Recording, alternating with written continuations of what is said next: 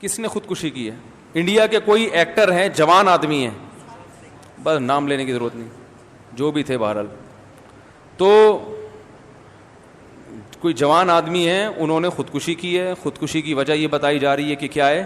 Depression ہے. تو لوگ مجھ سے ایک سوال پوچھ رہے ہیں کہ بھئی وہ مغفرت کی دعا کرنا جائز ہے یا نہیں ہے، طرز کھانا جائز ہے یا نہیں ہے. دیکھو، غیر مسلم کی تو مغفرت کی دعا کی ویسے بھی اجازت نہیں ہے نا، اور غیر مسلموں کا اگر اعتراض ہو کہ آپ مسلمانوں کے لیے تو مغفرت کی دعا کرتے ہو، ہمارے لیے کیوں نہیں کرتے، تو بھائی آپ کو اس لیے اعتراض نہیں ہونا چاہیے کہ آپ تو ویسے ہی قبر کو مانتے ہی نہیں ہو. آپ تو قبر کے عذاب، قبر کا ثواب، اس کو مانتے ہو ہی نہیں. تو جو آپ کے لیے کی صحت پہ کیا اثر پڑتا ہے کہ کوئی آپ کے لیے مغفرت کی دعا کرے یا نہ کرے؟ یہ تو ان لوگوں کے لیے ہے جو ان چیزوں کو مانتے ہیں. مسلمان مانتے ہیں کہ مرنے کے بعد قبر یا تو جنت کے باغوں میں سے ایک باغ ہے یا جہنم کے گڑھے میں سے ایک گڑھا ہے. جس کو قبر نہیں بھی ملتی تو قبر سے مراد یہ جسمانی قبر نہیں ہے، یہ جو مٹی کی ہوتی ہے. قبر سے مراد یہ ہوتا ہے کہ مرنے کے بعد انسان جس برزخ کی حالت میں ہوتا ہے وہی اس کی قبر ہے.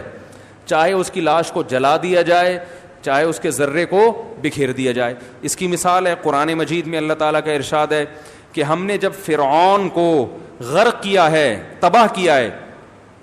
فرعون بات نہیں مان رہا تھا نا، ظلم کر رہا تھا لوگوں پہ.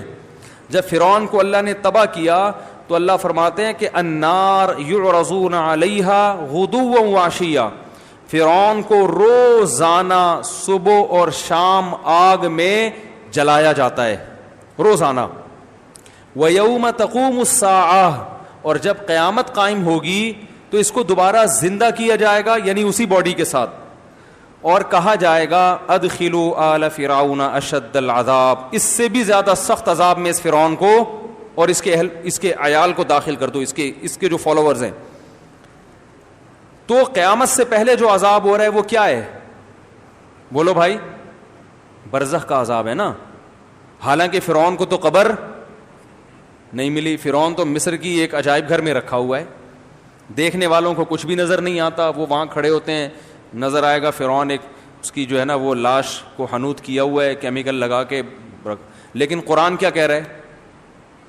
یہ جب پانی میں غرق ہوا ہے تو قرآن دو باتیں کر رہا ہے کہ الیوم ننجیک ببدنک لتکون لمن خلفک آیا، ہم تیری باڈی کو محفوظ کر لیں گے تاکہ بعد والے لوگوں کے لیے تو عبرت کا نشان بن جائے.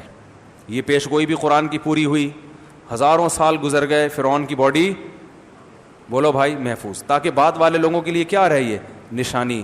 دوسری بات قرآن نے بتائی وہ ہمیں نظر نہیں آتی. ہم قرآن پر ایمان رکھتے ہیں لہذا ہم اس پر بھی ایمان رکھتے ہیں.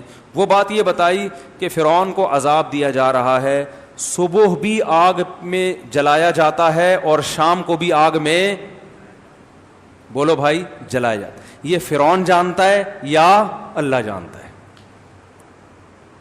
غیر مسلم اس چیز کو بولو بھائی نہ ہندو مانتے ہیں، عیسائی اور یہودی تو مانتے ہیں لیکن وہ پھر آگے کچھ چیزیں نہیں مانتے.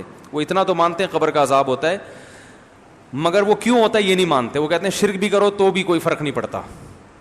وہ کہتے ہیں ہمیں نہیں ہوگا یہ عذاب، جبکہ ہم کہتے ہیں آپ کو بھی ہوگا، اس لیے کہ آپ جیسے فرعون نے اللہ کی نہیں مانی تو آپ بھی اللہ کی نہیں مان رہے. اللہ کا سب سے پہلا حکم ہے توحید. نہ اللہ نے کسی کو جنا، نہ اللہ سے کوئی جنا، نہ اللہ کو کسی نے جنا. وہ بالکل یکتا ہے. حضرت عیسیٰ کی عبادت جائز نہیں، عبادت